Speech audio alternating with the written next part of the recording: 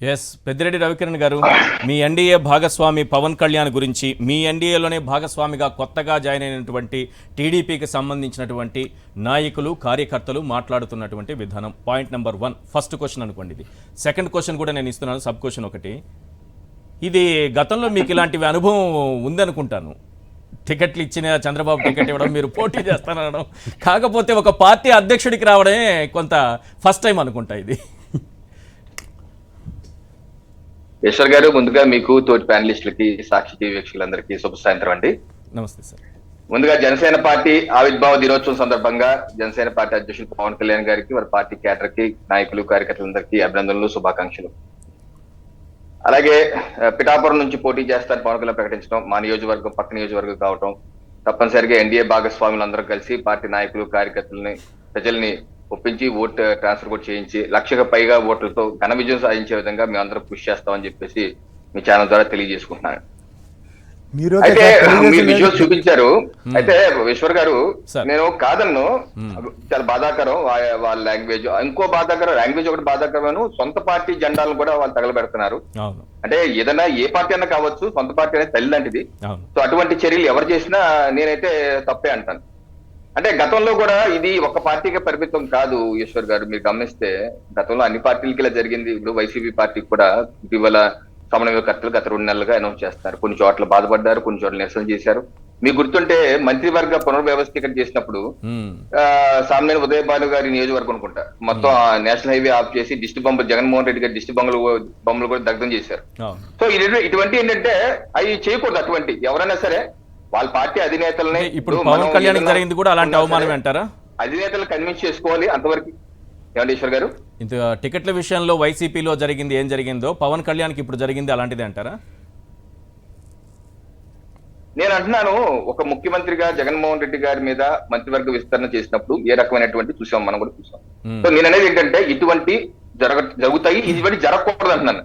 ఇప్పుడు ఉదాహరణ కాకినాడ రూరల్ నియోజకవర్గం సార్, రూరల్ నియోజకవర్గంలో టికెట్ అనౌన్స్ చేసిన మరుసటి రోజే రూరల్ నియోజకవర్గం టీడీపీ మాజీ ఎమ్మెల్యే అనుచరులందరూ ఆత్మాహుతి ప్రయత్నం చేస్తారు. అది అన్ని పార్టీల్లో ఉంటుంది. టీడీపీలో కాదు సార్, టీడీపీలో ఇప్పుడు పెనమలూరులో గొడవలు జరుగుతున్నాయి.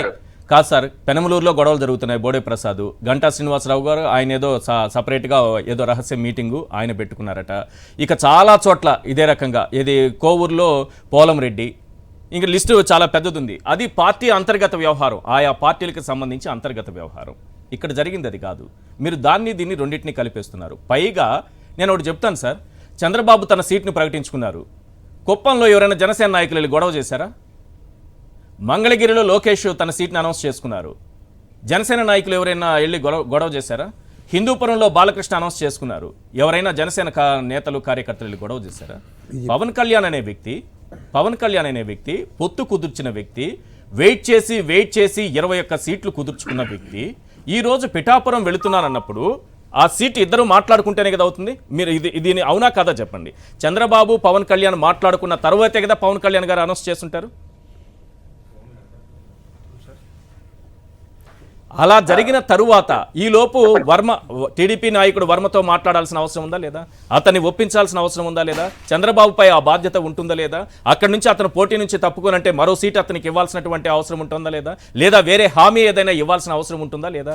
ఏది లేకుండా సైలెంట్గా అక్కడ దింపడం ద్వారా ఏం చెప్పాలనుకుంటున్నారు? పవన్ కళ్యాణ్ అవమానించాలనుకుంటున్నారా? మీరు సొంత పార్టీ, ఆయా పార్టీల్లో ఉన్న వ్యతిరేకత వేరు, ఇది వేరు, ఈ రెండింటిని మిక్స్ చేస్తున్నారు. నేను అది మీ అన్నిటి ప్రశ్నలకి సమాధానం చెప్పాలంటే ఆ పార్టీ ప్రతినిధిని కూర్చోబెట్టి అడిగితే వాళ్ళు ఏమైనా ఇటువంటి చెప్పేది ఏంటంటే మొన్న వచ్చారు చంద్రబాబు, తెలుగుదేశం పార్టీలో ఏం చేస్తున్నారు, ఏం హామీ ఇచ్చారు, ఆయనకి ఎమ్మెల్సీ ఇస్తున్నారా, చర్చలు జరుగుతున్నాయని తెలుస్తాయి.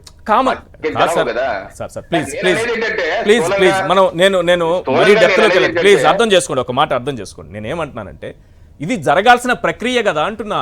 నేనేం అది ఒప్పించారా లేదా మనకు తెలియదు. మీరు అక్కడ కూర్చొని చెప్పలేరు, నేను ఇక్కడ కూర్చొని చెప్పలేను. కానీ ఇది జరగాల్సిన ప్రక్రియ. పవన్ కళ్యాణ్ అనేటటువంటి ఒక పార్టీ అధినేత పిఠాపురంలో నేను పోటీ చేస్తున్నానంటే చంద్రబాబు గ్రౌండ్ క్లియర్ చేయాల్సిన బాధ్యత ఆయనకు ఉంటుందా లేదా అని అడుగుతున్నా. సార్ ఇప్పుడు ఇది జరగలేదని మీరు మాత్రం ఏం చెప్తారు? నేను మాకు జరిగిందేమో, జరిగినా సరే ఈ స్థాయికి వచ్చిందేమో, దాన్ని 2-3 రోజుల్లో సమస్య పడతాయి, సమస్య పడతామో, మనకేం తెలుసు అంటాను. అదే జరిగినది దురదృష్టకరం, ఇటువంటి జరగకూడదని మాత్రమే ఎవరు చెప్పినా అంటాం. ఏ పార్టీలో అయినా సరే, వైసీపీ పార్టీ అన్నా లేదా బీజేపీ అన్నా జనసేన అన్నా ఎక్కడ తిన్నా ఇటువంటి జరగకూడదు. తల్లి లాంటి పార్టీని సొంత పార్టీ జెండాలు తగలబెట్టుకుని వాళ్ళ పార్టీ వాళ్ళు తగలబెట్టుకుంటే పెట్టుకున్నారు సార్. వాళ్ళ పార్టీ వాళ్ళ పార్టీని వాళ్ళు తగలబెట్టుకుంటే పెట్టుకున్నారు. పవన్ కళ్యాణ్ దూషించిన మాటలకి ఏం సమాధానం చెప్పాలి రేపు? మీ ఎన్డీఏ భాగస్వామిని ఇంత అవమానించారు కదా. వాళ్ళు చెప్తారులేండి. కాదు నేను అనేది ఏంటంటే ఆవేశాలు కొంచెం జరుగుతుంటాయి. ఇది కాకుండా పిఠాపురంలో ఇది కొంచెం టిపికల్ కేసు కూడా. ఎందుకంటే గత వారం 10 రోజుల్లో కూడా, వారం 10 రోజులు కాదు, గత 2 నెలలు 3 నెలలుగా కూడా జన సైనికులకిను టీడీపీ కార్యకర్తలకు కూడా మాటలు ఇవన్నీ జరుగుతున్నాయి. కొంచెం అక్కడ కొంచెం వాతావరణం కూడా కొంచెం 2-3 నెలలు. నేనేమో పవన్ కళ్యాణ్ ని ఒక పార్టీ అధినేతగా ఈ స్థాయిలో చూడాలనుకుంటున్నా. ఎన్డీఏ భాగస్వామిగా ఈ స్థాయిలో పవన్ కళ్యాణ్ నేను చూస్తున్నా. మీరేంటంటే నియోజకవర్గాల్లో చిన్న చిన్న నాయకులు స్థాయికి మీరు మాట్లాడుతున్నారు. అవి కామన్ సార్, అవి అన్ని పార్టీలో ఉంటాయి సార్. వైఎస్ఆర్సీపీలో ఉంటుంది, బీజేపీలో ఉంటుంది, టీడీపీలో ఉంటుంది, అన్నిట్లో ఉంటాయి సార్, అన్నిట్లో ఉంటాయి. అది ఇష్యూ కాదు సార్, అది ఇష్యూ కాదు. ఒక పార్టీ అధినేత పవన్ కళ్యాణ్, ఆయనే పొత్తులు కుదిర్చారు, ఆయన పోటీ చేస్తారన్నటువంటి పిఠాపురంలో గ్రౌండ్ క్లియర్ చేయాల్సినటువంటి అవసరం చంద్రబాబుకి ఉందా లేదా? ఈ రకంగా అవమానించడం కరెక్టా? రేపు ఆయన వర్మని వేరే రకంగా ఒప్పించవచ్చు, కానీ ఇప్పుడు అనరాని మాటలు ఆయన దూషించిన దానికి ఎవరు సమాధానం చెప్పాలి? మీ ఆవేదన చూస్తుంటే నాకు కూడా ఆవేదన కలుగుతుంది. మీరు అంత బాధపడద్దు. కళ్ళు చెమర్చే విధంగా మీరు ఆవేదన పడుతున్నారు. కళ్ళు చెమర్చాయా మీకు? మీ కళ్ళు చెమర్చడి కనబడుతున్నాయి. సో మీరు అంతా వాస్తవంగా తీసుకోవద్దు. నా కళ్ళు చెమర్చాయని మీ కళ్ళు చల్లబడ్డాయి, అజ్జాలు మీ కళ్ళు చల్లబడ్డాయి. నాకు ఎవరిని నేను ఇందాక చెప్పాను, పార్టీలకు అతీతంగా ఇటువంటిది ఎవరు చేయన్నారు. ఇప్పుడు పార్టీ మీద ఇబ్బంది ఉంటే మన అధినేతకి చెప్పుకోవాలి, మన బాధ చెప్పుకోవాలి. ఇంకో వచ్చేసి అంతేగాని తల్లి లాంటి పార్టీ మీద ఇటువంటి ఎవరు చేసినా తప్పే. అయితే నేనేది ఏంటంటే, గత వారం 10 రోజుల క్రితం కూడా వర్మ గారు ఒక ఇంటర్వ్యూలో ఇలా పవన్ కళ్యాణ్ గారు వస్తారట అంటే ఆయన నేను స్వాగతిస్తున్నాను, బట్ ఆయన నియోజకవర్గంలో అడుగు పెట్టకూడదు, పవన్ కళ్యాణ్ గారు నియోజకవర్గంలోనే అడుగు పెట్టకూడదు అని చెప్పేసి నేను గెలిపించి పంపిస్తానని. ఈయన ఒక డిఫరెంట్ ఎస్ఎస్ వర్మ గారు డిఫరెంట్ టైప్. 2014లో ఏం జరిగిందంటే, ఆయనకి ఇన్ఛార్జ్ గా ఉన్నారు తెలుగుదేశం పార్టీకి.